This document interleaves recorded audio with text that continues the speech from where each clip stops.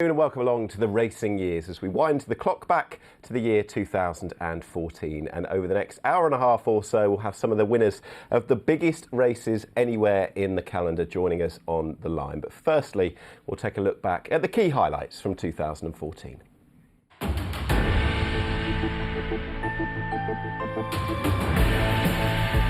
Melody and Criquette, who's battling hard for this record-breaking six-timer. It's Glenn's Melody just from Criquette, who's got to battle extremely hard and takes up the running. And Criquette is going to make history. The joy of six for Criquette. She wins again. Sire Grugy has seized the opportunity this season and is going to land the biggest prize of all for the Preston family and friends. A first Cheltenham success for Jamie Moore. Gary Moore trained Sire Grugy to win the Red Victor Queen Mother Champion chase. As they come towards the 22nd and final fence, Silviniano Conti and the lead over Voltrup in second. Lord Windermere, the giant bolster on the near side, on his own begins to rally. It's Lord Windermere who now takes the lead with on his own running to near side, racing up towards the line. Lord Windermere ahead in front, and Lord Windermere has won the Cheltenham Gold Cup. It's Pinot de Ray who is now clearing away. He's out in front by 6 lengths as he goes around the elbow to Balthazar King in second place, and on the outside is Double Seven, but with another 150 yards to go in the Travis Grand National, it is Pinot de Ray for Dr. Richard Newland, a 7th ride in the race for Leighton Aspell will be a winning ride as Pinot de Ray wins the National. Australia and Turmoil stand side with shifting power over on the far side, Newshoken areas, and here's Kingman exploding for the far side group. Kingman's come through to lead that group with Night of Thunder Australia under the near side rail. Night of Thunder drifting over Australia, and Kingman there wide across the course. Kingman, Night of Thunder dives, and I think one the Guineas. Sagruda it is who leads with over a furlong to go by a couple of lengths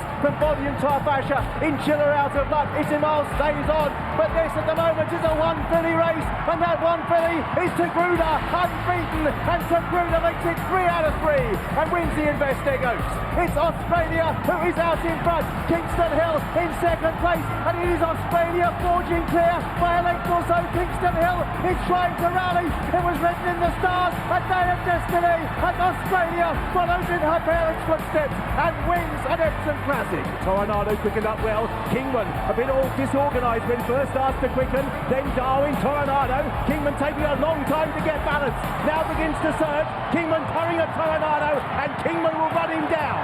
He took longer to get organised, but he's won the Sussex Stakes. The Champion Stakes in the balance. No permission, clinging on narrowly.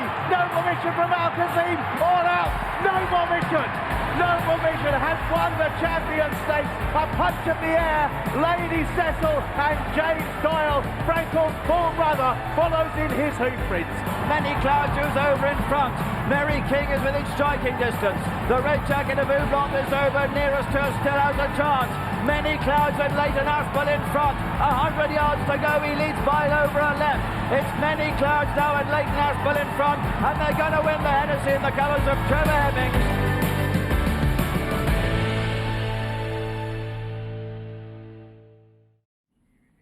Some fine memories and shots there of Paul Hanagan winning the Oaks on Sagruda, and prior to that, Pinot de Ray under Leighton Aspell winning the Grand Nash. You'll be hearing from both of those jockeys throughout the show at some point a little bit further down the line. But it's time now to introduce the first of the 2 contributors who'll be there for the entire duration of the show. It's a very good afternoon to Steve Jones. Steve, how are you?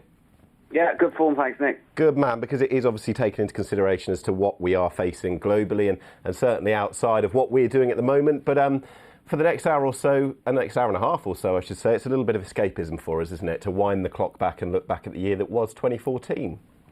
Yeah, it's nice to see some racing again, and especially some happy memories from 6 years ago. So, yeah, looking forward to the whole show. Did you find yourself going back and sort of reminiscing a little bit? Obviously, it can be a bit hazy when looking back over what happened a few years ago, but when you look at a race, look at a result, it can evoke a few memories or so, can't it?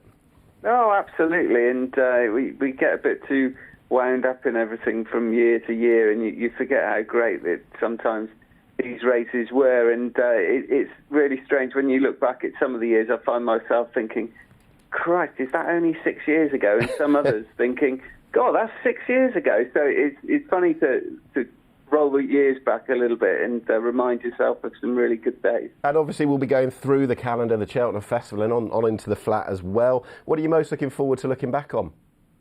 Yeah, well, I always think that you look back at these Cheltenham Festival races, and it's because they're so condensed into the 4 days. The jump season, by definition, it revolves much around Cheltenham for good or for bad, and that is one of the things that encapsulates the jump season, and the flat tends to bounce along a little bit more consistently. So I'm looking forward to it all, really.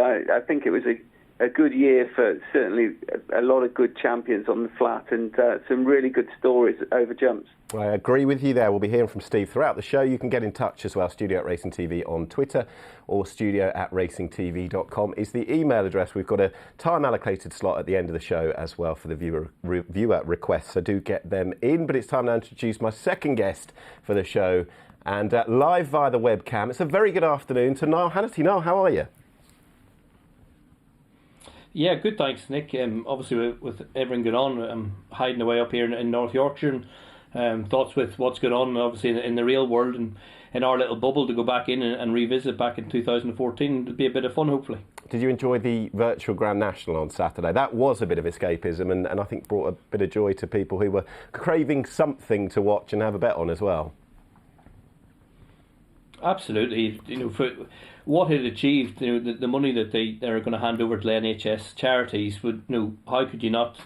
It was a bit of fun. It was on for half an hour, so it was a bit of a laugh, wasn't it, the whole way round, and it generated plenty of interest and good for our sport. And as I said, it was nice for our sport to give a bit back to the NHS, which are doing such amazing work at the minute. They are indeed. Just quickly for you, obviously it would have been a busy time for you as we changed the seasons, going from the jumps to the flat. Obviously we are on a bit of a lockdown at the moment. We don't know when it will resume. How are you passing the time? Okay, compared to other people, Nick, it's fairly irrelevant what I'm doing, but I'm fine. As I'm tucked up out of the way in North Yorkshire. I live in quite a sleepy little village, and 2 kids obviously are at home now. And as you mentioned, April it starts to get very busy with a flat race, and I look after about 12, 13 flat jockeys. So it starts just to crank it up a gear too, and obviously with doing TV, it gets busy. So it's totally different for me now. But I'm taking the positives out of them. I'm really enjoying the children being around all the time and seeing them 24 hours a day, if you like. And there's plenty to do out the back. I've got a few young horses in at home, and this morning I was grace out and post and rails and harrowing fields. So there's plenty to do, I'm fine. Brilliant stuff. Niall, I'll stick with you because we're going to go straight into the Cheltenham Festival of 2014 via a bit of trivia. And the question is as follows. Which jockey claimed the first of his current 11 festival victories so far back in 2014? I'll give you a clue. It was in the Coral Cup and the horse was Whisper. Do you know the jockey? Nico de Bonville. Easy, in one. Right, let's get straight into the Cheltenham Festival. There is Nico de Boinville aboard Whisper. That meant a bit to him, and he's obviously partnered some absolute superstars since, the likes of Sprinter Sacre, Altior, Coneygree, and of course the first of 11 so far. There'll be more to come, no doubt. Let's get straight into the Cheltenham Festival of 2014, and I suppose the way that we announce it is with those two in particular, the novice hurdlers, Niall. I'll stick with you for the time being. Vautour winning the Supreme, Faheen a day later winning the Neptune, now the Ballymore. We were introduced, as we see Vautour winning the Supreme, to a couple of absolute superstars, weren't we? This was a sign of things to come in those colours for Willie Mullins and Ruby Walsh as well. This was Vautour winning the Supreme. What are your memories of it? Look, Vautour was amazing. The first few races we're going to talk about, it's like it shows you how fragile horses are. We lost Vautour in a freak accident in the field. Was he a 7-year-old? He was a 3-time Cheltenham Festival winner. We'd only seen him a couple of times in Ireland before this. But he was a 6-length winner of the Supreme. You look at the horses in behind this day, absolutely dotted up. The following year is a lasting memory, the most impressive winner of any Cheltenham Festival winner when he won the JLT the following year. But this is, how could you not be impressed with this? Was unbelievable. 6 lengths from Jossie's Hill. The horses he had further behind, good old Wicklow Brave. Irvin was a dual Grade 1 winner, also leader. Every horse, Garden of Victor, Splash of Ginge, they were tailed off on it. He was so impressive. It was untrue, but we're going to come to our Connor. We lost in the champion hurdle this year. It just shows you how fragile they are. But this horse was absolutely top drawer. He was a genuine superstar. He was box office, and I think Willie Mullins on the day after he won the Supreme said it was awesome, but way better than he expected, and rather a sign of things to come, he went and won the JLT. Then the Ryanair, of course, we were robbed of seeing him all the way through his career. But for Willie Mullins and Ruby Walsh, Steve Jones, they'd kicked it off with an absolute belter, but for Champagne Fever, just mugged on the line by the enigmatic Western Warhorse in the Arkle. He was largely unconsidered, 33-1. He had the hood on for the first time. I think Connections described him as a bit of a Fruit Loop. That summed him up, really, didn't it?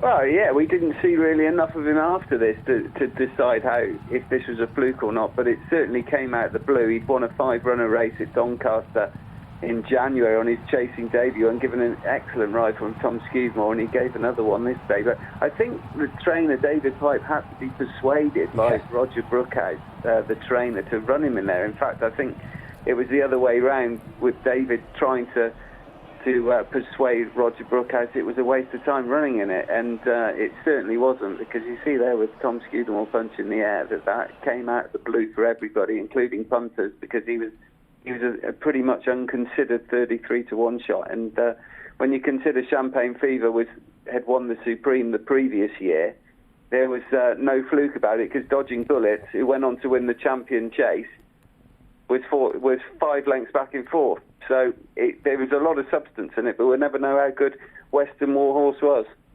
We'll move on to the champion hurdle on the day, which I think was built up as the race of the meeting. Hurricane Fly was sent off favourite in search of his third win. He was probably a little bit old to actually capitalise on that there. He was just about to be passed by Jeski at this point. My Tent or Yours, such a keen horse. AP McCoy saying, how does he pull that hard and still get home? The new one, of course, he lost ground owing to the fatal fall that Niall have mentioned of our Connor. And in the end, Jeski in the first-time hood, another on the day to wear a first-time hood after Western Warhorse, Niall. He made it another win under Barry Geraghty. Barry Geraghty, of course, in the second colours. McCoy in the first colours on My Tent or Yours. What were your memories of the race, Niall?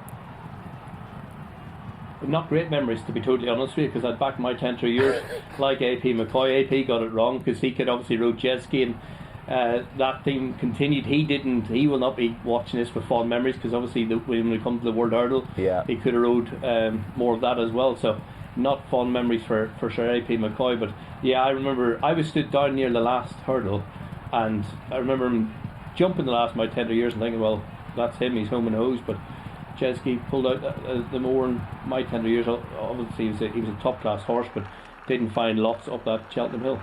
There he is, Barry Geraghty, who had an impeccable record at that stage on Jeski, who won 8 Grade 1 races in his career. Jeski was still going some years after that, the winner of the Champion Hurdle back in 2014 for Jessica Harrington. Just now, while we talk about, you mentioned the Tour and of course our Connor, and sadly, of course, we didn't see the very best of them long term. The other side of the coin, the perennial champion that was Quivega, this was the 6th of her 6 wins in the David Nicholson Mares Hurdle. She had to fight this day, but there was something just so obvious about year on year, any time between 2009 and 2014, she'd turn up, she'd win. She wasn't raced a lot, but when they turned her out, it mattered, and she delivered each time now. Yeah, it'll be people saying, oh, I wish it wasn't a Mares Hurdle, and see how she would have got on in a Champion Hurdle herself. Remember the following year, Glenn's Melody won when Annie Power fell the last. She got her day in the limelight. But how do you define any sports person, horse career? Is it longevity, success, a mix of both? And we've talked about the first Vautour, no fault of his own, we lost him at a freak accident. Western Warhorse won the Arkle. We only seen him about 6 times, and then his career was cut short. Our Connor, obviously, in the Champion Hurdle, took a fatal fall. So for her to come back year in, year out, she's now at stud. She had a daughter of Beat Hollow, 1 run and 1 win. Obviously, it was a small race at Tremor nearly a year ago. We haven't seen her again, but she's at stud, and hopefully she can breed something anywhere near as good as her would be very exciting. But let's say longevity, Willie Mullins is dab hand. We see him like Amble Futa the last couple of years. We've seen him once at Tremor before he rocks up at Cheltenham. We don't see a lot off these top horses, but he's just a legend at bringing them back to peak on the day that Steve mentioned earlier. It's all about Cheltenham, rightly or wrongly. And Steve, with Quivega, as Niall said, they had the formula, and if it ain't broke, why fix it? It really was like that with her, and we obviously didn't see too much of her, but she came with a bit of authority every time she came, didn't she?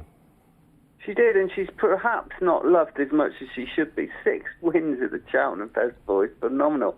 And let's not forget that this Mare's Hurdle was a Grade 2 in those days. It's solely a Grade 1 because of Vega and the way she dominated that David Nicholson Mare's Hurdle. And she went out on the next time she ran at Punchestown, in most years, won the Grade 1 over 3 miles there. Should she have run in the Stayers Hurdle? I don't know. You've got to judge these horses by what they did, and to win 6 races of any description at the Cheltenham Festival is phenomenal. And then to prove that she was good enough in open company against the boys at Punchestown says she is a real turf legend for me. And Steve, to switch on to the Wednesday, and you talk about turf legends, this lad's right up there, isn't he? He's still about now, Faheen, who won the Neptune back in 2014. And he's now obviously still plying his trade at the top level and was beaten, only a length in the JLT. I really like the quote from Willie Mullins in the immediate aftermath. He said, "I always thought of him as a chaser, and that's what I prefer to do, even though some people are thinking we should stay hurdling." Well, he stayed hurdling, then he went chasing. They managed to do the lot, didn't they? They did, but it was just a crying shame that when he should have been going chasing, of course, he suffered injury problems, and that was the reason that he had to wait till he was an 11-year-old before he was able to go over the bigger fences. Because this day, it was a phenomenal performance, and it not only the manner of the victory, but the substance in this race was just incredible when you consider the horses in behind, like Ballyalton and Rathbinden and Cole Harden. It was a really good race. It's good, or perhaps up there with what Couture did the previous day, and it was a time when Willie Mullins, Ruby Walsh and Rich Ritchie were dominating the novice hurdles at Cheltenham. And of course, Faheen came back, won the champion hurdle the following year, had this tag as the machine, but sadly the machine, as all machines do, broke down at one stage, and we were robbed of seeing perhaps Faheen's full potential. But in the 2014, he was certainly a really top-notch horse. Wasn't he just? No, with him, with Vertora, and then they brought Annie Power for her first crack at the festival. She was beaten by more of that. We'll come to that. Do you think it felt like a bit of a dawning of a new era with these absolute superstars in those colours? I suppose, yeah. You can spend as much money as you want, and you still need a slice of luck. And we've seen that after these few years. Steve mentioned Faheen went off the rails before Willie Mullins got him back, and he's had, by his high standards, Richard, he's had a couple of quieter years, but this was an unbelievable time for him. And for Tour and Faheen's been around so long that everybody just loves the horse. 2 mile, 3 mile, right-handed, left-handed, hurdles, fences. He's been a proper star horse. He has. We'll move on to probably the feel-good race of the meeting, and that was the Queen Mother Champion Chase. Now, the landscape, of course, of the 2 mile chasing division was that Sprinter Sacred obviously had that heart issue which had come out from the Desert Orchid chase at Kempton, but there was a star who was picking up every single race en route. He won everything that season, and the biggest of them all was in the Queen Mother Champion Chase. It was Sire de Grugy. For the Preston family, Steve, for the Moore family, and who could forget those scenes when Jamie Moore came back in on Sire de Grugy after the Queen Mother? Yeah, it's easy to forget when you see Jamie Moore so unlucky in the Triumph Hurdle this year on Goshen. But 6 years previously, there were these scenes. And it is, I think, where you saw Willie Mullins winning with Vertora and Faheen, this was a win for a smaller stable. Although Gary Moore's an extremely good trainer, he's not a guy who has a succession of top-class horses. And that's exactly what Sire de Grugy was. And it was a family affair.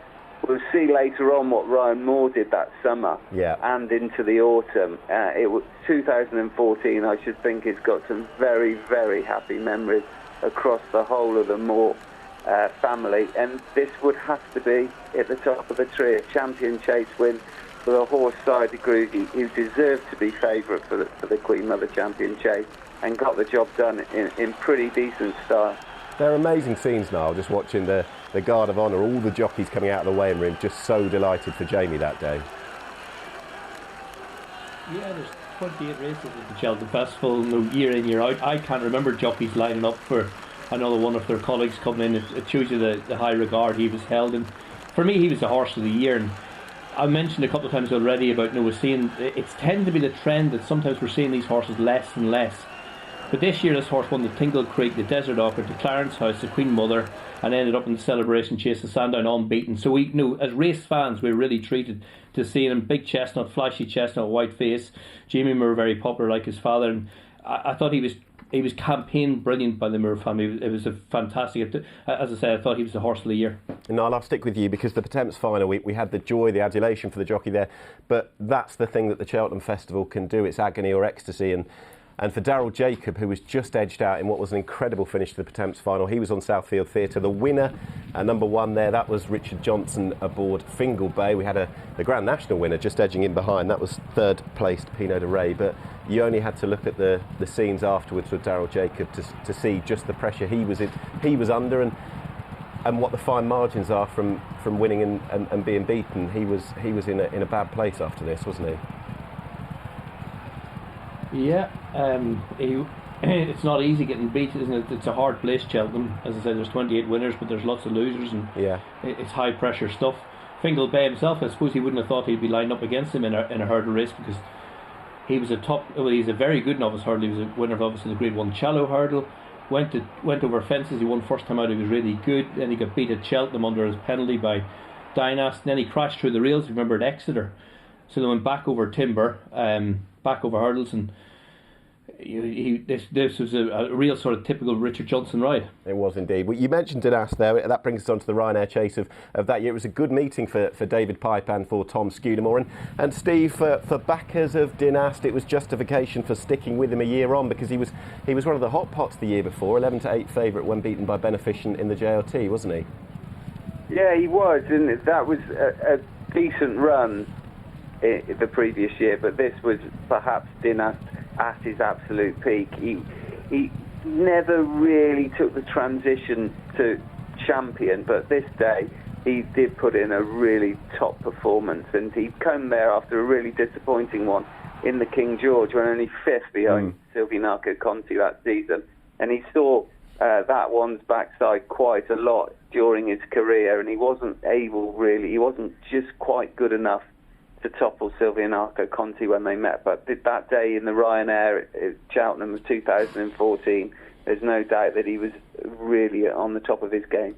Now, the World Hurdle of that year, now the Stayers Hurdle now, they had a lot in it. McCoy, of course, picked out Fisher's Cross, more of that in the same colours, and the second colours won it under Barry Geraghty. He remained unbeaten. Annie Power, her first visit to the Cheltenham Festival. Many thought she could have gone for the 2-mile race, the Champion Hurdle, but Hurricane Fly was there. She lost her unbeaten record this day. A bit further back, the legendary Big Bucks as well. It was his final race, and I remember being there was an amazing lap of honour, and he was clapped out because there was a recognition as to what he'd done. It was a passing of the baton. Obviously more of that didn't go and dominate, but he was a very good winner this day. He clearly wasn't easiest to train. He broke blood vessels later in his career and had a wind issue, but he won his first time out at a racecourse called Folkestone, and then started handicapping that year for a mark of 130. What sort of good thing he would have been then. He won 3 races before rocking up here against the likes of Annie Power, where he's just outstayed, hasn't he? From the back of the last, he's outstayed her. Again, I mentioned about Sir AP will not be watching this with fond memories. He picked at Fisher's Cross. We end up finishing third. Seeing more of that win. This was the best of the highlights perhaps from the Thursday, but it's time to introduce a special guest as we talk about the Friday, who fairly dominated the scene on the final day of the Cheltenham Festival. I think it was just under a 4,000 to 1 treble for Davy Russell, who's on the line. Davy, thank you very much for joining us. How are things? Not too bad, Nick. Yeah, all good. Good man. Can I just ask about Saturday? Did you watch the Virtual National? I did. What did you make of the virtual Davy Russell's ride in either of those races, both of the races on Tiger Roll? Poor to say the least now. It was quite... Gordon was after breaking his television there halfway through when I took it up there, passing the Mellon Road.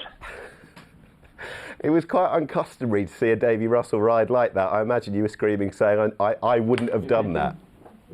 Yeah, no, would you believe I never got as much abuse on Twitter for a ride, or 2 rides, such as it is in the virtual race, so thank God it wasn't my fault. It was all a bit of fun and some fantastic amount of money made for charity as well. Great result. The result was fantastic. and with such we needed money going to the right place. Yeah. So, as we talk about the Cheltenham Festival 2014 and that final day, and I mentioned it was almost a 4,000 to 1 treble on the day, we'll talk about them all individually. How special is that day to look back on now, Davy?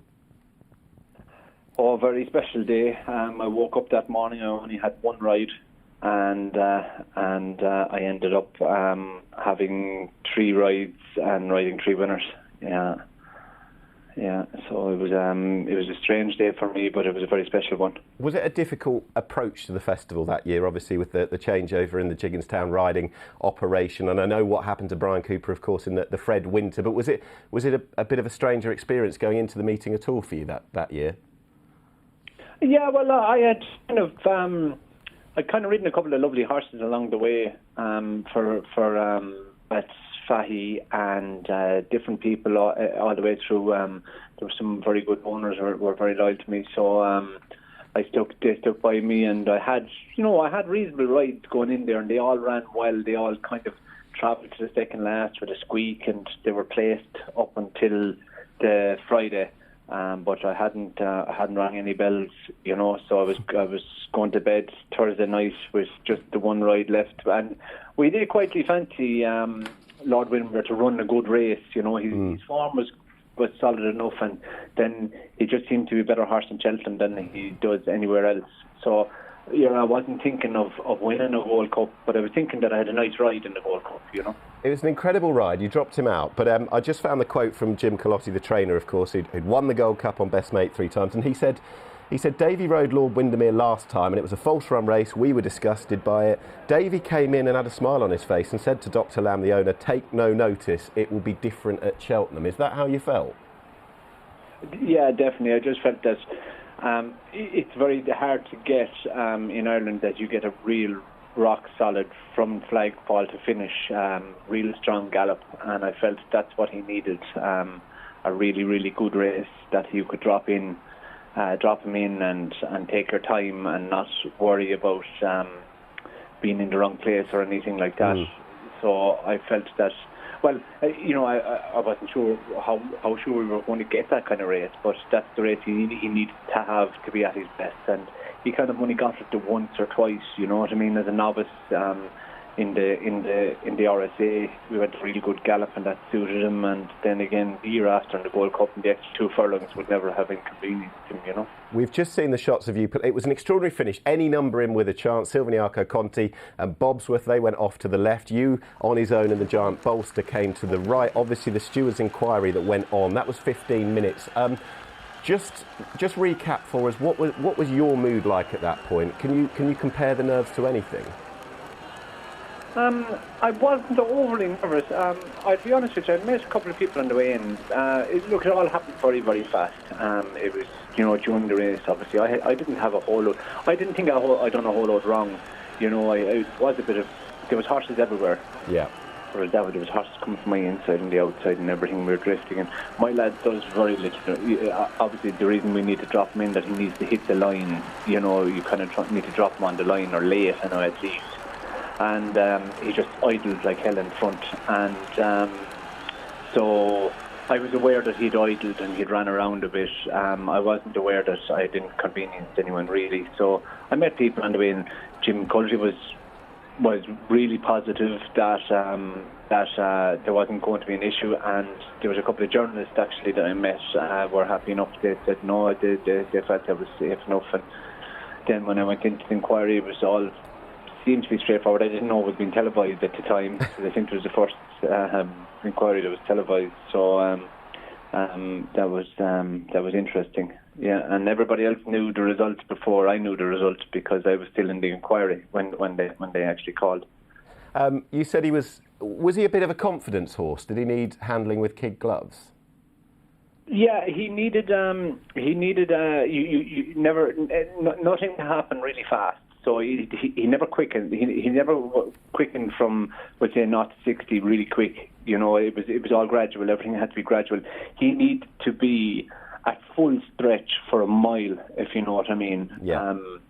For the final mile, he needed to be at full pelt, and you couldn't do it on him by being in front because he just wouldn't go in front. So that's what he really needed, is the last quarter of the race to be at full pelt, as in right to the corner of the bridle the whole time, winging fences and everything around him, going quick. That's what he needed.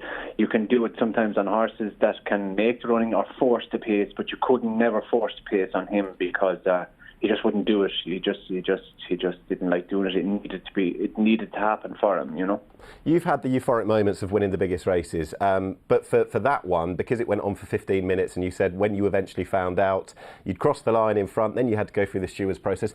Is it relief when the announced result comes through, when you hear that you've won it? We have a bit of an invader here now, but well, I suppose I had ridden my winner on the day, so it wasn't too, but it wasn't relief. No, it was joy. Excellent. Well, that was the Gold Cup. We'll talk about the other two now. We'll work back and we'll finish with Tiger Roll in the Triumph. But Cervelo gave you the win in the Grand Annual, a race you've had a good record in, the likes of Tiger Cry, and more recently, of course, the winner this year. I heard from, I think Sir A.P. McCoy said that he tends to, or I think he said he tends to pick the jockey who'd won the Gold Cup. They seem to go in with huge confidence when they get into the Grand Annual. I think Paddy Brennan, Robbie Power and yourself in the last decade have all won the Gold Cup and then go into the Grand Annual. I don't know if there's anything in it, but surely your confidence is sky high by that point anyway. Definitely. I can't remember a whole lot of that Grand Annual, I'll be honest. There's a couple of things I can remember. There was a horse got loose on the way to the start, and we ended up standing, we'll say, 20 yards from the tape. The whole race stood 20 yards from the tape, which is very strange for a Grand Annual because, the juice is up and you're ready to go. So I can remember that, and I can just remember turning off the bend down to the second last and having so much horse. He was a very strange horse, Cervelo. He was... We'll say he was quite erratic in his earlier on in his career because he was bold. If he got a gust of wind into his face, he'd just take off and run blind. He could run blind, and he was another horse that needed 2 miles really, really fast. That was the third win. The first on the day was the legend as he is now, Tiger Roll, winning the Triumph Hurdle, which is a clip that I don't think we'd see too often. Obviously, everything that's come since then, the other festival wins and 2 Grand Nationals as well. This was the first time, I think, in a race that you'd sat on him. What can you tell me about him on the day? What can you tell me about him as a 4-year-old? Well, you must remember, I never sat him at all, full stop. Brian had got to fall, and so this was kind of happening a day or two beforehand, and I rang Gordon and I told him I was available, obviously, and then that morning he rang me to say that to give me the thumbs up, and then I just concentrated on the race itself. I knew Guitar Pete wasn't too bad. I knew there was I think Ruby rode a horse by Beneficial in red and white colours, and there was another, the Munir horse, either Swade Munir's horse was very well fancied, and what was his name? Kentucky Hayden. Kentucky something, yeah. And so I was revolving around that, and again, we jumped off. We went a really good gallop. It was the quickest I'd say Tiger Roll had ever gone in his life, because he'd run an after race, and I think he'd ran in Leopardstown, and so I was to the pin of my collar down over the first couple of hurdles, and I remember Ruby got a horrendous fall at the last with a circle to go, and I was caught quite wide going to that hurdle, and all of a sudden the 2 horses on my inside were gone, and I just ended up with loads of room and travelling really easy. And then from there on in, I never had a moment's worry. I ended up tracking Paul Carberry, I think, rode Guitar Pete down off the hill, and they stayed in, and I switched out. I came to the outside. The minute we levelled up with that big long run to the last, it was like driving a motor car. I was slapped my bum down the saddle, and I'd loads left, and he just needed encouragement. Then I knew a good bit away from the last. I was beating it on a good stride, and I winged the last and just clipped him up to his work then up the hill.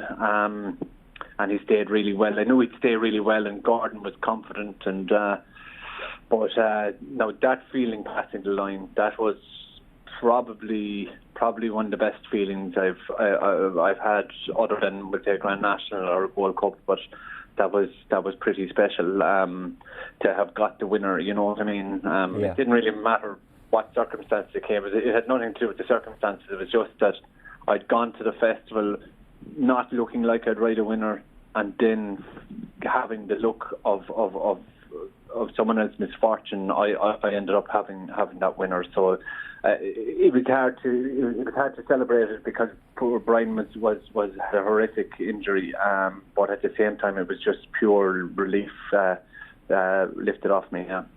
Just amazing. I mean, if someone had said to you, by the way, what this horse will go on and do over the next half decade or so, I can't imagine you'd have believed him. No one would. The expectation would be potentially, is this a champion hurdle horse or an Arkle horse for next year? But to just look back and see what he did that day, it's a tribute in a way just to the horse's longevity as well, isn't it?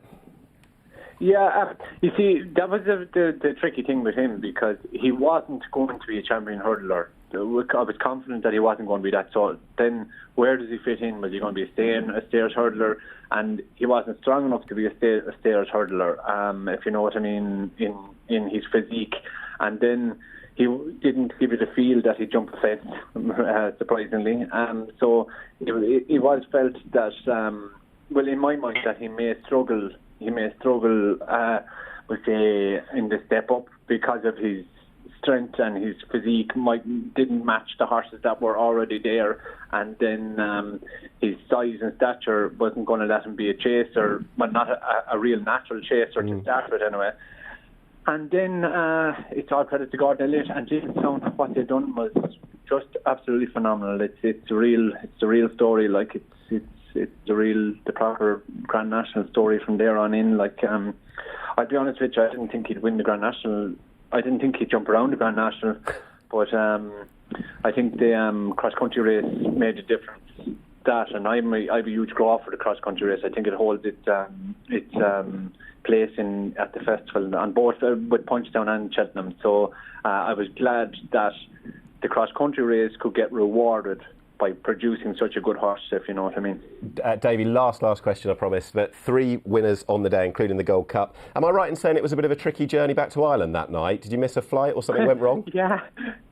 I was there, and I was in Gaga land. I didn't know whether I was coming or going, and I looked at my phone, and I think my flight was at. I thought it was at 10, but it was at 9. And so I strolled down to Birmingham as easy as you like, parked up the car and strolled away in. And next thing I walked in the door, and there was not one person inside Birmingham Airport. And I ran around the place mad, looking for any flight anywhere. I'd nearly gone to anywhere to try and get home. But no, I slept in a room, I'm not joking, it's the size of a park bench at the airport, with the Gold Cup in the bed alongside me.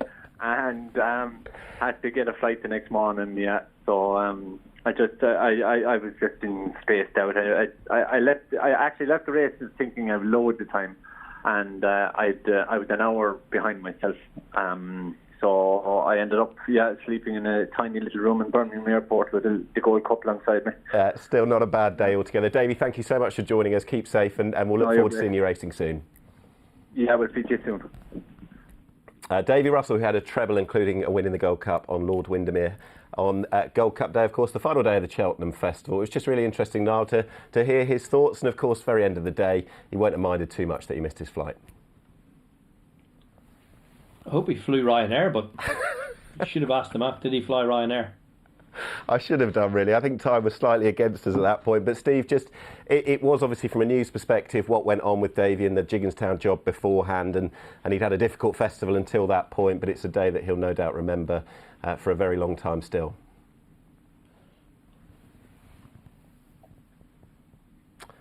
Or not. Steve might not be there. I think we might have just lost him. What we'll do, though, is hopefully move on and chat to the next of our star guests. What we'll do though beforehand, before we talk to the winning rider, is talk about the Grand National of 2014. And Niall, you were a jumps jockey, and for Leighton Aspell, who hung up the boots back in 2007, when he got to win what was the first of 2 Grand Nationals, this time on Pinot de Rey in 2014, and 15 he went on to win on Many Clouds. It rather was justification for coming back, wasn't it? It was a special day.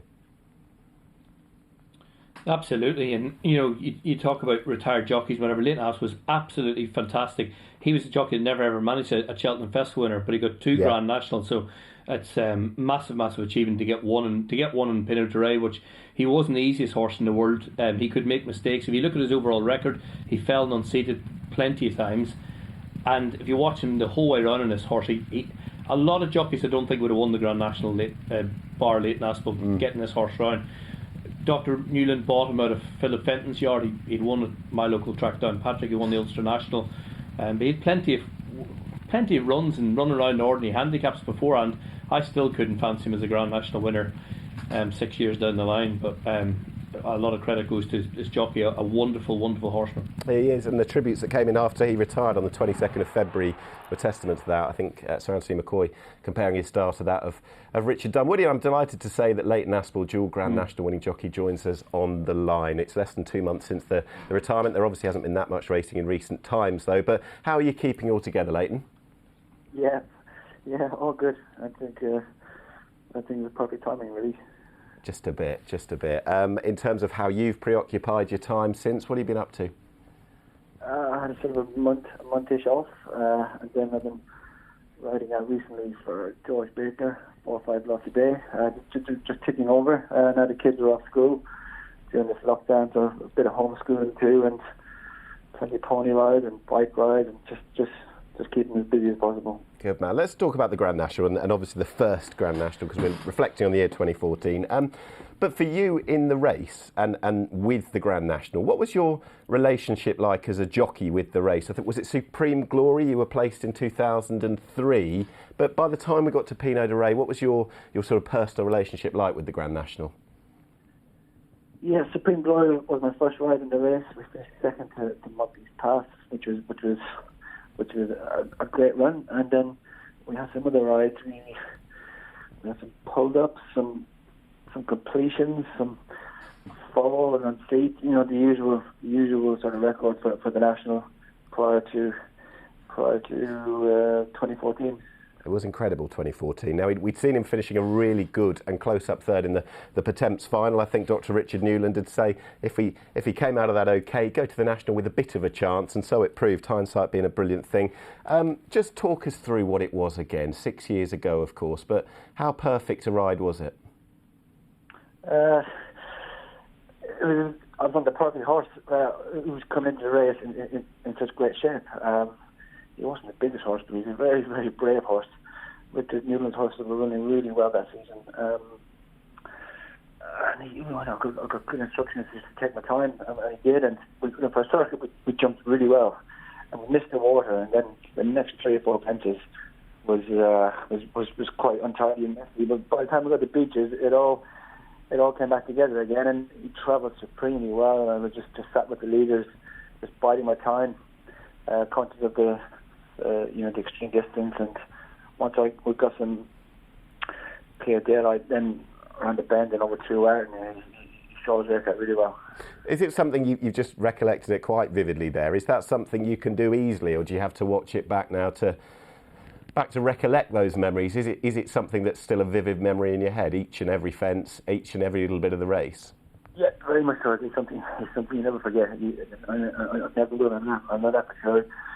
We see it, we look back on it from time to time, but it's something I'll never forget.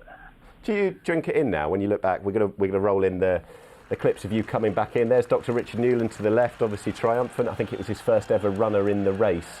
Did you manage to drink it all in at that moment and take stock of what you'd achieved? Not exactly at the time. I promise you, it's such a roller coaster after the race. You just got, there's so much going on between the other jockeys, congratulating you, then the connections, and then just the whole crowd, and then the presentation and the media. It's a crazy few hours after the race, and then then sort of the next day and the following day and the days after, it does all begin to sink in.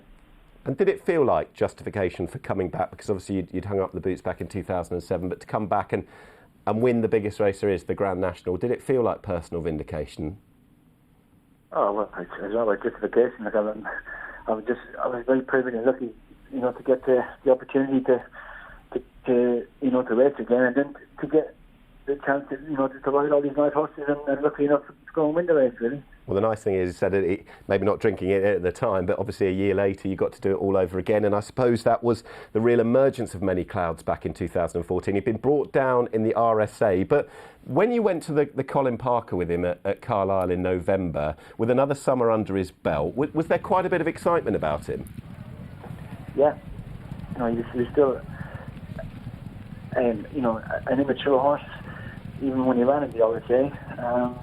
And he came back from his summer break looking fantastic. And all of us were always going to use the Colin Parker race at Carlisle as his first start of the season. He'd won his novice chase up there as well. It's the super practice to begin your season on. And he beat Hollywell up there, which beat him at entry into Grade 1 and fourth.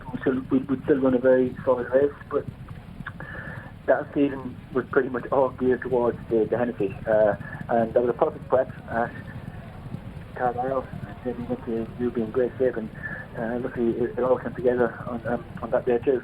Oliver Sherwood said after Carlisle, I think he said that the Colin Parker going to the Hennessy was obviously what he wanted to do, but he said that Many Clouds had grown into a man. Could you feel that by the time he'd won at Carlisle?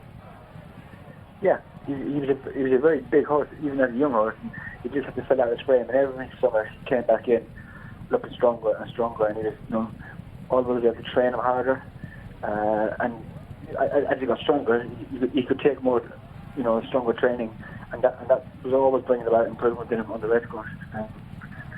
Season after season, you can see from his results how much he was improving. We're watching the Hennessy Gold Cup back in 2014, of course, the November, and it was an amazing day. The scenes afterwards with Oliver Sherwood, of course, at his local track, and another win in the race, and a race that he would have loved to have won again. How special was that for you that day?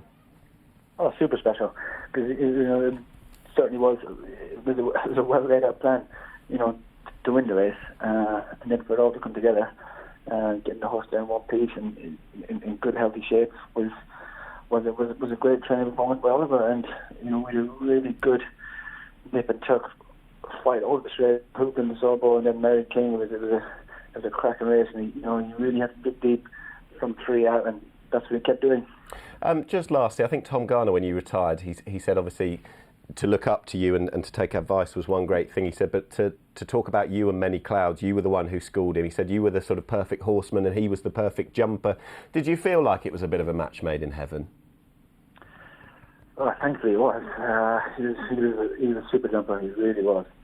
And from the minute he gets up in the morning, that horse, all he wants to do is to gallop and jump. He was a perfect specimen. And we were just lucky that he came along to us, and he had a great career. Leighton, thank you very much indeed for joining us. Of course, he went on to win the Grand National in 2015, but reflecting on the year that was 2014 for you, and a very good one. Keep safe, and hopefully we'll speak soon. Yeah, sure. Thank you. Really nice to have the thoughts of Leighton Aspell with Pinot de Ray, and of course the emergence of Many Clouds, and of course for him it was quite a special year, Steve. Yeah, very special. It's incredible. I remember doing the form for the Hennessy, and I was wondering whether Many Clouds would stay, and that looked a little bit stupid now, having seen what he's done since. And he's obviously won the race in Newbury there, the Hennessy Gold Cup that was, through stamina, and because going to the last, you thought Houblon des Obeaux was coming with a winning run, but that showed what he was good at, Many Clouds. He was such a tough horse who tried all the way to the line and gave 100% every time he stepped on the race course, and that was the start of the race at Carlisle we saw, and then the Hennessy was the start of a fantastic season for Many Clouds. Yeah, wasn't it just? We'll wrap up the jumps, and when you rejoin us we'll be talking about the flat, but anything else in the national hunt sphere that stood out for you back in 2014, Niall? I suppose the one horse away from Cheltenham was Silvinaco Conti. At Haydock, he was very good. He was a great horse for many years for Paul Nicholls, mostly ridden by Noel Feely. Wonderful horse, wasn't he, Silvinaco Conti, the second of his two King Georges in 2014. When you rejoin us, we'll be switching to the flat and the year that was 2014.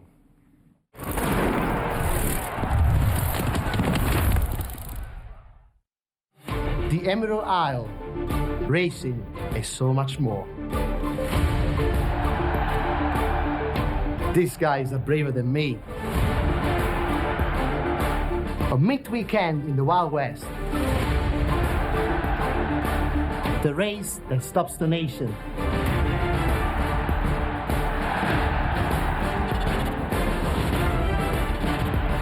Head to racingbreak.com to find out more.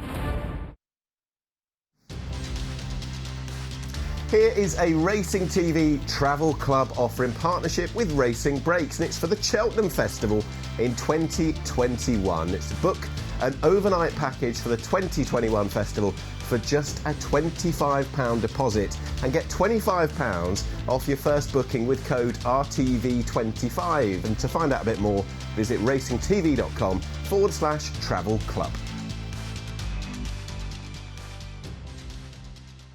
At Racing TV, 100% of our profits go back into racing. Thank you for supporting the sport that we all know and love.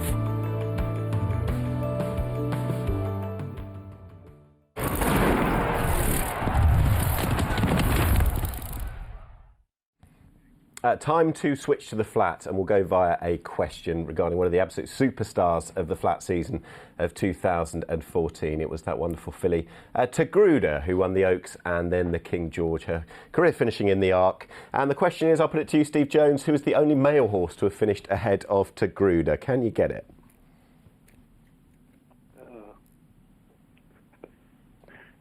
Did Kingston Hill finish in front in the Arc? No, not far. It was Flintshire in the Arc, of course. Not the easiest one to remember, that one. I think she was third and Flintshire was second. I'd have fancied my chances on Mastermind if I'd have got that. Yeah, well done. So we'll tee up now via Tagruda. She was ridden, of course, by Paul Hanagan, who enjoyed a wonderful summer in 2014. Good afternoon, Paul. How do we find you? Good afternoon, guys. Yeah, hope all well.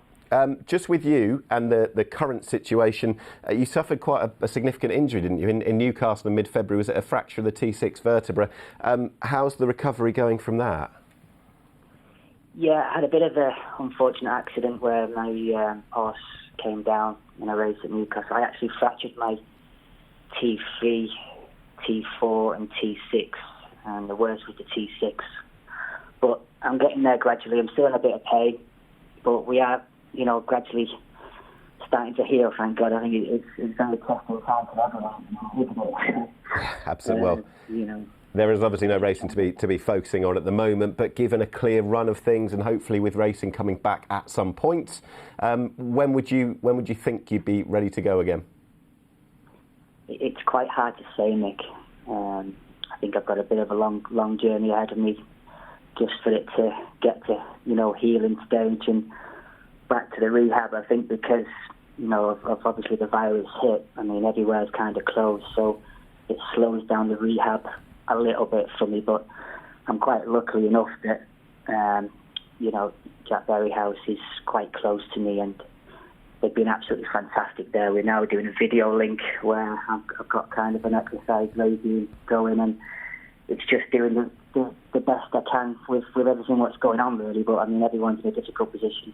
Yeah, absolutely. And we wish you the best and speediest of recoveries as well. Let's wind the clock back to 2014. And I know you won't mind talking about Tagruda. And we'll have a look at her Pretty Polly success at Newmarket over Guineas weekend. This was the first time you'd ridden her. She was 1 from 1 as a 2-year-old. But she won by 6 lengths this day. Nice quick ground.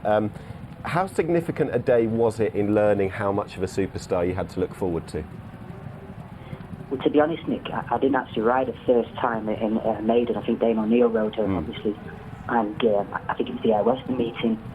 So, unfortunately, I didn't ride her the first time, but I certainly won't forget the second time she ran and won the Pretty Polly Stakes at Newmarket because she just absolutely annihilated.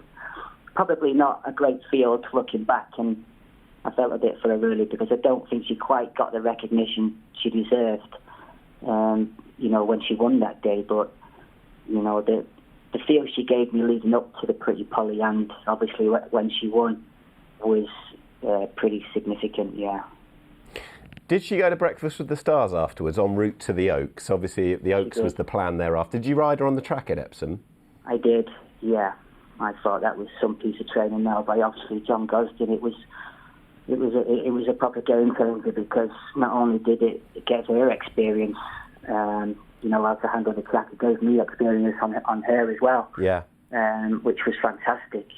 And I went to then Epsom even more confident, knowing that she handles the track well, and knowing that she's going to stay really after the Pretty Polly, because all she did at the Pretty Polly was go away at the end, and knowing that her dam actually won over the mile 6. Yeah, won a listed race. So the question would have been not that she would have stayed, but maybe that she'd even improve a bit further just for her third run and the fact that she was going over a bit further anyway. I think so, but we were always pretty confident that she was going to stay. I think a lot of people are asking the question, was she quite good enough, Nick? So, I as I say, I was quietly confident going there that she's going to stay well. Even though the race, the Pretty Polly, might have not been the best of races, she gave me that feel and at home that she was going to go and have a big day at Epsom. What's that like, coming back into the winner's enclosure on a classic winner at Epsom and you've got your retained boss there at the time, Sheikh Hamdan Al Maktoum. What's that like?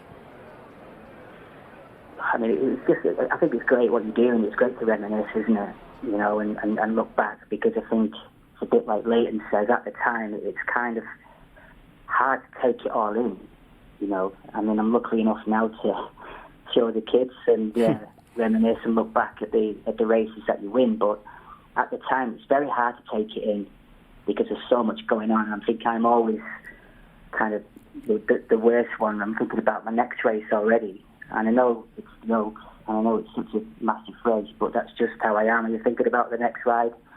But that's just me. But I think, from a kid that's come from Warrington with not really a horsey background, to win a classic was pretty special, pretty special to me. Lovely words. We'll come back to Tregruda because, of course, she shaped the rest of the summer as well. But there was another horse in the same colours who deserves our attention. That was Muckadram, who you'd had a year of experience under your belt. We're seeing him win the 2014 Eclipse, but you'd been second in the Dubai World Cup. Was there a bit of unfinished business with the Eclipse? He goes off a 14-1 shot because you did get caught up a bit with Al Kazim the year before, didn't you? Yeah, he was a little bit, I think he just got really a little bit flat-footed, and we learned a lot that day with Muckadram, where he would, kind of stay better, letting him roll on a little bit, using that big stride of his, rather than trying to hold him up too much. So sometimes it can be a blessing, but I wouldn't have really, he got very badly hampered. Would he have won? I'm not too sure, but it would have been very close. But, I mean, going back to 2014 with Tregruda, you've got to, like you have mentioned, Muckadram, who was, 2014 was just a magic year, winning the Eclipse, the same time as Tregruda with all them races. It was just one of them years where it was up for the championship race, and it was just such a special year. Well, that's the incredible thing. You had the two. That was his first Group 1 winner. You couldn't argue he didn't deserve it as well after the near misses. And then the two Galacticos for you would meet in the King George over the mile 4 at Epsom and the mile 4 at Ascot, I should say. The 3-year-old filly with 8 stone 6 on the back, Tregruda, the older horse Muckadram as well. You went for Tregruda. Was it a straightforward decision or not? It was so tough, Nick. I mean, I was lucky enough that year to have a horse like Muckadram who, let's not forget, I just got beat in the World Cup in Dubai. Just got beat in the Eclipse. Won the Eclipse. I mean, it was just a great position to be in, but at the same time, every jockey, you want to get on the right one, and it was very difficult. But I think, when you win the Oaks for a horse for John Gosden, very, very hard to get off it, I'm afraid. And thankfully I made the right decision, and she was actually going to go to running the Irish Oaks, but I think we all kind of sat down. I think the main one to thank was Angus Gold. We had a good look at the weight allowance she was going to receive, and then I think it was a no-brainer then, really. And just summarise her career for, because obviously she checked out by finishing third in the Arch. She had a very wide draw that day. She was 15. She travelled wide. Treve was rejuvenated. We'll be talking about that later. But that was a massive effort, and she was an absolute superstar for you, wasn't she? Absolute star. And as I say, I think Treve was drawn 3, Flintshire was drawn 4, and I was drawn 15. I got beat 3 1/4 lengths. And it was a hard one to take on. I'm sure she would have definitely been there or thereabouts. And I think when she got beat in the Yorkshire Oaks was a pretty hard one to take. But I think after we found out she was actually in season, and I kind of knew my fate. It sounds crazy, but going down to the start, I wasn't very happy, and it's just a really big disappointment. But they aren't machines, and. But I owe her so much for my career. She was an absolute superstar. It was just a wonder as well to get a good relationship with John Gosden, who had plenty of success. And it was just, I thought they did a fantastic job, him and his staff, Nick. She was an absolute superstar. Now, you mentioned York, her defeat there, but there was the emergence of a 2-year-old sprinting star of the future who won the Gimcrack. This was a certain Muhara. Now, we didn't know then what he would go on and do. I think he was campaigned as he was given a go in the French Classic, wasn't he, in the 2,000 guineas the next year, but he turned out to be a sprinter of sprinters, really. Yeah, by far one of the best horses I've ridden. The thing that I found hardest was, we were trying to make him into a miler, and he was just a sprinter. I think what it comes down to. He really, made his name as a sprinter after that, and it really suited him dropping back to sprinting. Hence the reason it was kind of hard to get the gist. Is he a miler? Is he a 6-furlong horse? And probably the reason why I missed him, his first Group 1 winner at Ascot. It was very, very difficult to just choose the right horse that day. Dane was delighted for Dane when he won on him at Ascot, but as soon as that's it, he's a sprinter, that's where he's going. He really did come into his own, and I think he's probably one of the best sprinters we've seen in a long time, in British racing. So I'm very, very lucky enough to have that relationship with such a good horse, Nick. Absolutely right, Paul. Lovely words. Best of luck with the recovery and when we get back to racing as and when it happens as well. Paul, thank you for reminiscing on those superstars you had in 2014. Pleasure. Thanks very much. I'll speak to Niall Hannity. The lovely words there from Paul Hanagan to talk about that classic success on Togruta, what she did in the King George and her career, and also Mukadram as well, a Group 1 winner. It was a fine summer for him.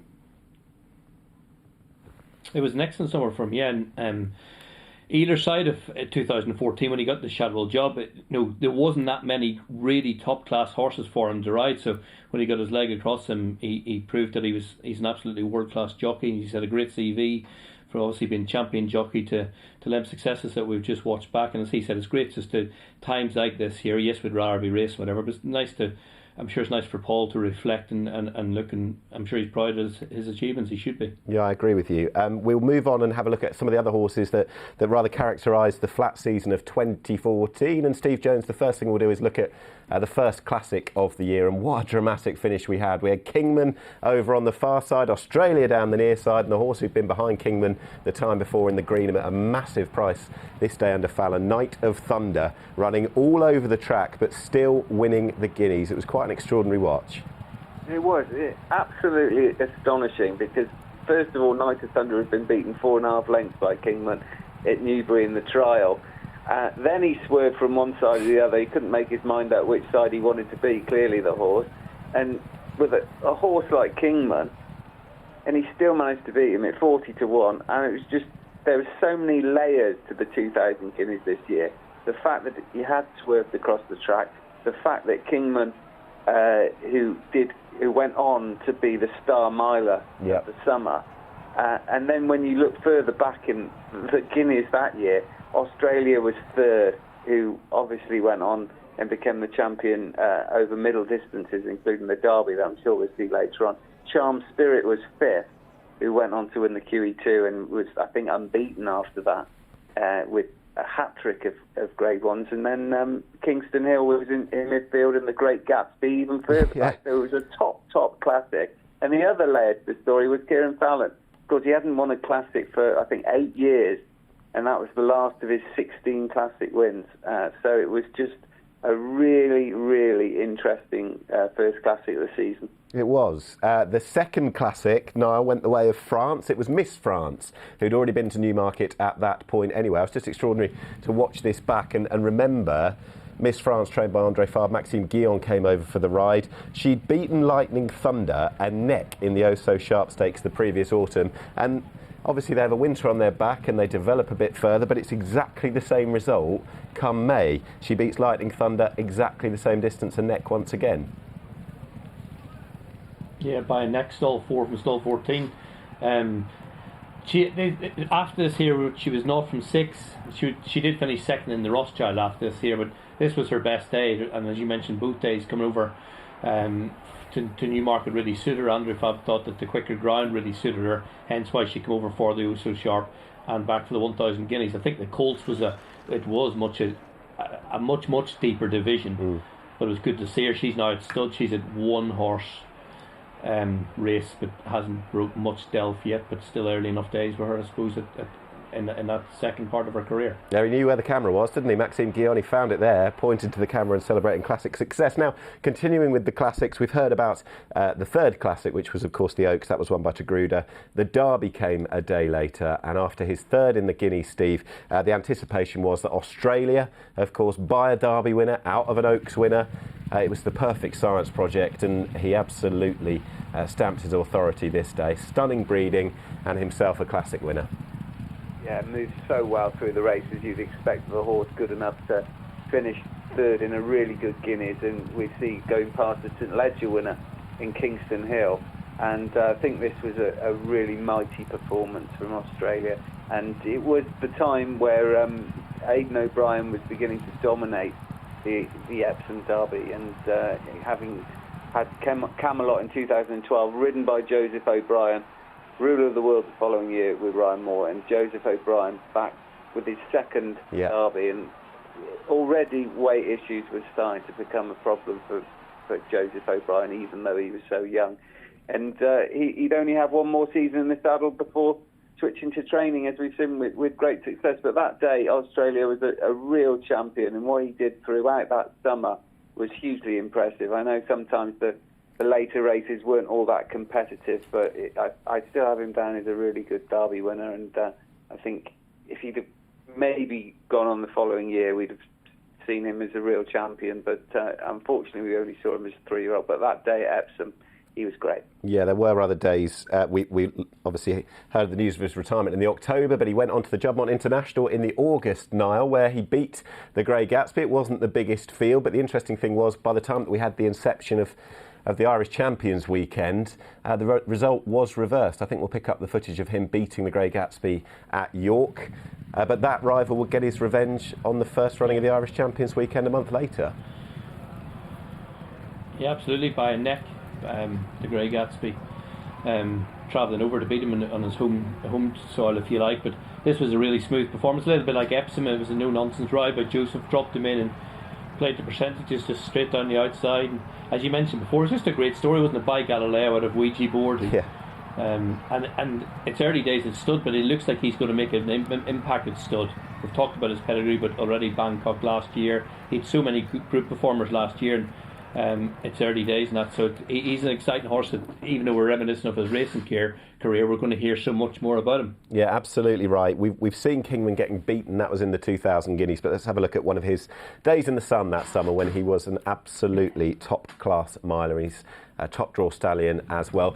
Steve, this was the Sussex Stakes, Toronado in there, Outstrip and Darwin, the other runners, but it wasn't run at much of a pace, and there was a real burn-up towards the end of the race, but Kingman, he had so much speed, didn't he? Yeah, he had so many gears, this horse, and it must be one of the best horses never to have won or been beaten in the Guineas, giving James Doyle still looking for that elusive first classic win. But this day you see here the steering speed of which Kingman goes past them all in the closing stages. Toronado, a decent horse in his own right, and he left him standing. And it was a tactical race. There are only the 4 runners in the Sussex Stakes, but Kingman showed he was a really exceptional horse. And another one, sadly, we didn't see as a 4-year-old, but what he did that summer in 2014 was very impressive. Fancy another bit of trivia before we go on and talk about a couple of other bits in the flat? I know you do, Steve. Sorry, say again? I was saying, do you fancy another bit of trivia? I've got a question up for that, Nick. I've got a question to fire at you. Which race at Royal Ascot was last run in 2014? And I expect the winner as well. The last race of Royal Ascot in 2014? No. Which race was last run? It hasn't been run since 2014. Oh, the Balmoral Handicap? It was the Buckingham Palace. And it was won by Louis the Pious. Oh, yeah. Kevin Ryan? Of course it was. I think it was replaced by the Commonwealth Cup, but we'll move on. And let's talk about, as you wanted to mention as well, when way back when we were talking about Jamie Moore on Cider Grugy, the Moore family, and it's impossible to miss out Ryan Moore. And Steve, just some of his international success that year, notwithstanding what he did on the British front, but the likes of Gentle Donna winning a Shima Classic, we got that in March, Euro Charlene, a Beverly D, Adelaide in a Cox Plate, Protectionist in the Melbourne Cup. I think he had 14 international Group 1s that year. It was an extraordinary year. Yeah, it was, and it was the year really where it was pretty obvious that he was going to at some point take over from Joseph O'Brien at Ballydor, and he was proving himself as the best flat jockey in the world, and the success was down to him in no small part. And what we've seen since then with his team up with Aidan O'Brien is just underlined it. But this was a real vintage Ryan Moore year where he made very few mistakes. I should imagine you could count the mistakes he made. It's certainly in top races on one finger. And we mentioned Australia getting beat in the Irish Champion Stakes, and that was one of his great rides on Kevin Ryan's horse, the Grey Gatsby, because whereas Joseph O'Brien was taking a wide route, he nipped up round the inside and did it, and I think that result was purely down to Ryan Moore's brilliance.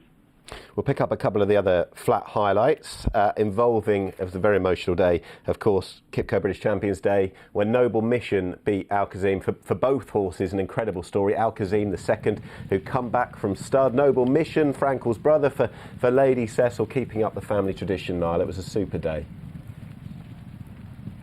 It was, yeah, and he was he was always tagged Frankel's brother, but he was a fantastic horse himself, and it's hard at Ascot to make the running. Alcazim goes and gets his head in front under our own George Baker this side, and James Doyle obviously had such a close relationship with that horse as well, so it would have meant that much extra getting up to beat him, and he was a great horse. It's hard to make the running at Ascot, and he done. There's Lady Cecil obviously what not long after the passing of Henry, and he had a good season. He won the Huxley, won the Tattersall's Gold Cup, and rounded off here at Ascot. Was fantastic.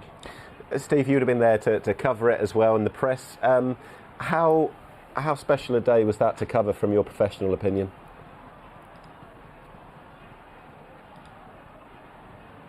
Jane wanted to keep that legacy of Sir Henry going, and this win for Noble Mission, I'm sure, meant a hell of a lot to everyone involved, and it was a special day. And it just as Champions Day was really starting to be established in the calendar after the early people not thinking it was in the right position, and whether it was the right track. But this day, I felt that it sort of come as age Champions Day, and there was no more fitting winner for the race that takes the title of the whole meeting than Noble Mission. Yeah, it was heavy ground, it was testing stuff. I'll hark back to the Guineas that you mentioned and the depth of it, and Night of Thunder, he was favourite for the QE2, Steve, but he found on this day Charm Spirit, the French horse Too Good, who, as you said, had got into a bit of an irresistible rhythm of winning top level races, coming through there in the hands of Olivier Pellier to beat the Hanagan pair of Night of Thunder and Tourmore. Yeah, I think this sort of sums up the season of the 3-year-old milers, because Charm Spirit was quite a way behind Night of Thunder in the Guineas and Kingman, but this day on softer ground, which seemed the key to Charm Spirit, it was very good, and it just shows you the strength in depth in the whole division, both sides of the channel there, and Night of Thunder just not being able to confirm that Guineas form. But it was Charmed Spirit's day, but you can't say that it was any sort of fluke, because previous to that, having been fifth in the Guineas, Charmed Spirit rattled up a hat-trick of Group 1. So, a deserved success on ground. It was clearly very testing. Now we're going to switch away, but continue with October. One of the finest performances, one of the finest comebacks, and indeed one of the feel-good stories of the year was the magnificent Treve winning her second arc, a third for Criquette Head Marek, who I'm delighted to say has joined us on the line. Thank you very much for taking the time out. How are things, Criquette? Well, we confine like you, so we've got plenty of time. It's an easy thing to do, isn't it, to go back and talk about Treve? Just hearing that name back, how much of a smile does the name Treve put on your face? Well, for me, it's a fantastic time. I've got a big picture of her in front of me. I'm sitting in my desk, and, for me it was something very special. It was just a magical journey, wasn't it? We see Thierry Jarnet and the wonderful filly that she was. Look, for the context, I suppose, she was perfect in 2013 and she rounded off with that brilliant performance in the Arc. How did you approach 2014 when you brought her back as a 4-year-old? What were the early months like? Well, it was problems with her because of her problems. So it's always difficult when you have a very good horse and you can't find a way to sort it out. But we did. So, I was convinced that if I could, after she ran in England, if I could do the thing properly with her, that she would come to her best. And the problems that came out after her trip to Royal Ascot, was it problems with her muscles and with her feet? Did she just need extra treatment? Did she just need looking after that a little more? She didn't have any treatment at all. Right. But she had a problem. She had a cyst in her foot. That's where we discovered the problem. So we needed to do some proper shoes for her, and that was our problem. It was to shoe her properly for her to race, and it took time for her to adjust, and for us, for my blacksmith to adjust. It's a really interesting quote I found, which was she'd been beaten in the Prix Vermeil, which was the race before her second arc, and you said it was important to have Thierry Jarnet, of course, back on for the Vermeil. And he'd said to you that maybe she should be retired, but you said to him, Thierry, if you come back in 10 days, you're going to see a different horse. You always believed in her, didn't you? I did. And I thought that time she ran very well. She was out from racing for a long time, so she needed the race. She was well fit in herself, but you never replace a race. Was she always looking the same as she'd done at 3 when you were training her on the gallops at 4? Yes, she did when we sorted out all the problems. That's why I said to Thierry, let's, come back in 10 days. But I had everybody against me, to tell you the truth, because everybody thought, she was gone. So, but sometimes trainers to be stubborn, and I can be stubborn when I want to. Was that always because, it's easy now because she did come on and win the Arc for the second time, but did you always know she was going to prove people wrong, the people that knocked her? Yes, when I worked her after the Vermeil, a light work because she didn't work hard until the race, but I could feel she was coming back to her best, and that was inside me. It was my feeling, and of course, when you see a horse every day and you watch him every day, you see things that people don't see, and it's normal. A trainer should be like that. So, yes, I was quite... I thought the race was easier for her as a 4-year-old than 3-year-old, to tell you the truth, because she beat all the 3-year-old when she was 3, okay? Yeah. And there was the same horse as 4. So there was nothing really outstanding was coming out. There was not a very strong 3-year-old of a 4-year-old horse. From 3 to 4, the colts were not that good, and So I was more convinced that she could win if I could bring her back to, let's say, 90% of what she was when she was a 3-year-old. Was she therefore showing everything you wanted to see? But so even after she hadn't won a race that year, going into the second arc, after everything you've said, were you actually quite confident that you were going to see the real Treve then that day? Yes, of course. If not, I would have done it. I mean, I'm stubborn, but I'm not. I wouldn't do a thing if I was not. You're never sure to win because there's no way you can be sure to win. But for me, she was coming back to her best. My head lad who was riding her every morning, he was, for me, he was very important because he knew her so well. And he said to me, "You're right," because with all my yard, we talk about it, and they say, "Oh, Mrs. Z, don't have a beat," and that and that. I said, "No, we won't go to have a beat. We'll try to win, and I'll go there if I think, she is back to her best." And I could feel she was coming back. I promise you, it was my feeling, and of course I did right because she won the race. But I thought the race was easy. I mean, it was very easy to read the race. You know what I mean? There was no horses who were coming from nowhere that we didn't know, because the 3-year-old were 4 like me, and the 3-year-old was not that good that year, in my opinion. So that's why I did it. Was the emotion second time different to the first time? Yes.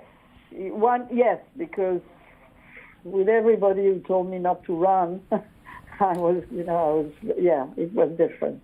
Yes. And I suppose everybody who didn't want you to run was saying don't do it. They all went to congratulate you afterwards and say you're coming back for the third one next year. Of course. Yeah, well, yes, that's what we did. But you see, the third, if I tell you the truth, the third year, I thought it was more difficult. I really thought the horse to beat was the winner, because I was at the Derby the day he won the Derby, and he impressed me so much, that horse, that I thought, it was going to be difficult. I thought she could have been second, but win that race was more difficult because all the 3-year-olds that year looked strong and better than the 4-year-olds. So. Yeah. And now that you reflect, she's 10 now. How is she? Is there an update with her at the moment? Well, for the moment, I don't know where they send her this year. I know she's got...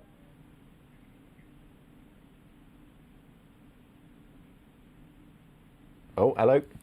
I think we might have lost Criquette Hebmarek, but just getting the story of Treve and that amazing comeback where she'd been beaten in every race in the Gannet with Sirius Zegler and of course the Prince of Wales, and then in the Prix Vermeil, but she made it all right in the Arc, the one where it mattered so much, and she was a superb filly, Niall. She was fantastic, and cut off that point of wanting an update. I wonder how she is getting on, but she was a fantastic race mare, and there was plenty of bumps in the road with her, and again, like a lot of these top class racehorses, shows you the skill of her trainer to get her back. What did you like most about her? Just obviously she had that incredible acceleration, didn't she? And it's almost if she was in pole position 2 furlongs out in the Arc, it was quite an obvious looking result because she had such a turn of foot, didn't she? Yeah, she did. She used to drop in the races, and you're just half looking to where she was in relation to will she get a run through. And once she was pulled out, and it was never really. She when she looked good, she was just exceptional. She'd just make very, very good horses look ordinary. Steve, it would have been something you'd like to have done and covered in the Arc, going over each and every year, and obviously there was a different sensation. She was unbeaten in the first year. The second year she had everything to prove. The third year, of course, when Golden Horn beat her, she certainly gave us all a narrative in the Prix de l'Arc de Triomphe for 3 successive years, didn't she?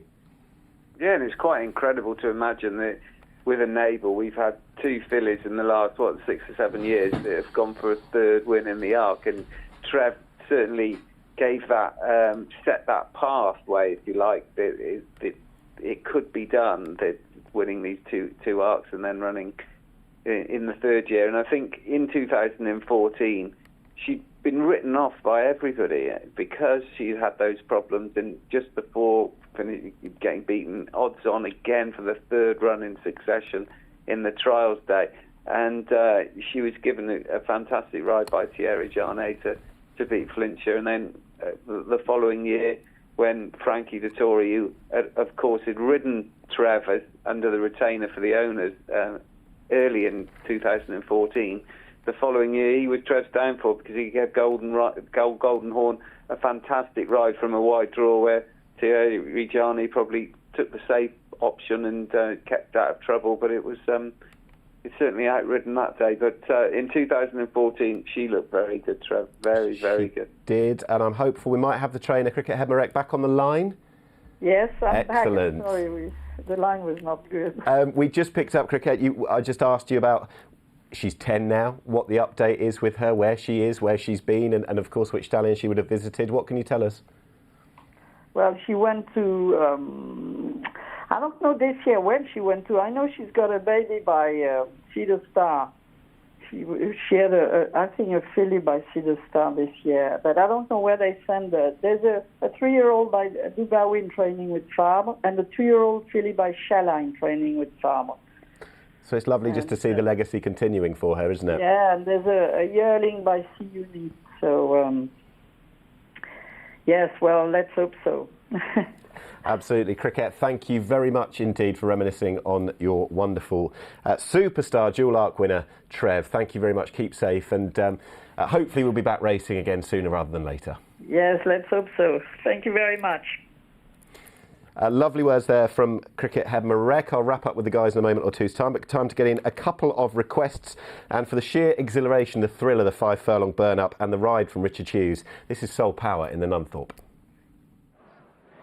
And the gates back, they're off and racing for the Cornwall Nunthorpe Stakes. Hot Streak on the near side broke pretty well, so too Take Cover in the red jacket, and also Aspell blasting away as well, the sheepskin noseband. Rangali, the French raider, is right there too, with Stepper Point Movie Star chasing them. Just behind them, Shay with Extortioners. Monsieur Joe Steps is being pushed along behind them. On the inside then comes held on to the light blue jacket of G-Force, together with Soul Power, who's covered up. Cougar Mountain, a little bit outpace at this stage, but he'll be staying on no doubt as they race on and crack on past the 2 furlong marker. A stare down the centre with Stepper Point. Movie Star in the white sleeves is poised. Hot Streak and the red jacket there Take Cover. Rengali's trying to come through. Shay Soul Power is just cruising behind them. You'll need to find racing room pretty soon though. Stepper Point, Movie Stars, they race up with Extortioners on the far side. Stepper Point just in front, they race towards the line, and Soul Power bursts through and grabs it. What a ride by Richard Hughes. He's won the Nunthorpe on Soul Power.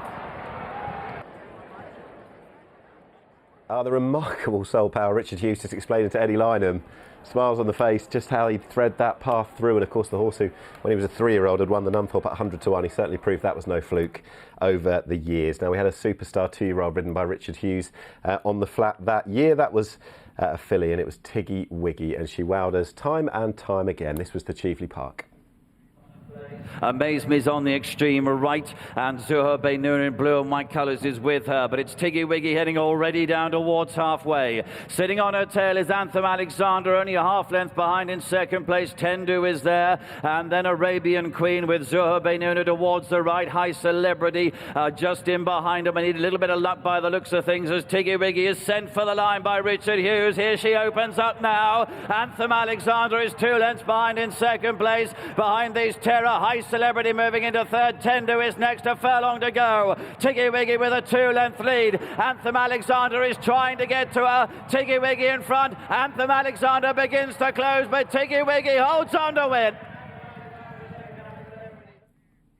She was a remarkable filly and a brilliant 2-year-old, Group 1 winning 2-year-old at in 2014 was Tiggy Wiggy winning the Chieveley Park Stakes. It's time to thank my contributors for the day, starting off with Steve Jones. Thank you very much indeed. What have you enjoyed most over the last hour and a half? We've had calls on the jumps from the likes of Davy Russell, Leighton Aspell, then Paul Hanagan, Criquette Head Marek. What's been your fancy?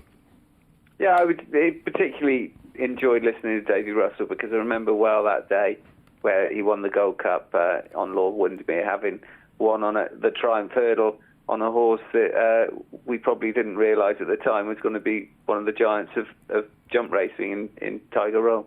Steve, stay safe, keep well, and we will speak soon. Niall, thank you very much as well. Same question, what's been the pick of what we've had over the last hour and a half? All of it, really. I've enjoyed looking back. Jumps and the flat. Kingman, for me, he was an exceptional miler that year. It was great to watch him. Was he 7 from 8 in his career? And that zip in the Sussex Stakes when the race was they went to crawl.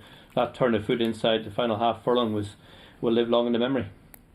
Niall, Steve, thank you very much indeed, and thank you at home for watching as well as the Racing Years continues 2014, and then in a couple of days' time we'll be back with 2015. For the time being, thank you very much indeed to Davy Russell, Leighton Aspell, Paul Hanagan and Criquette head Marek. Thanks for watching, keep safe, and we'll see you soon.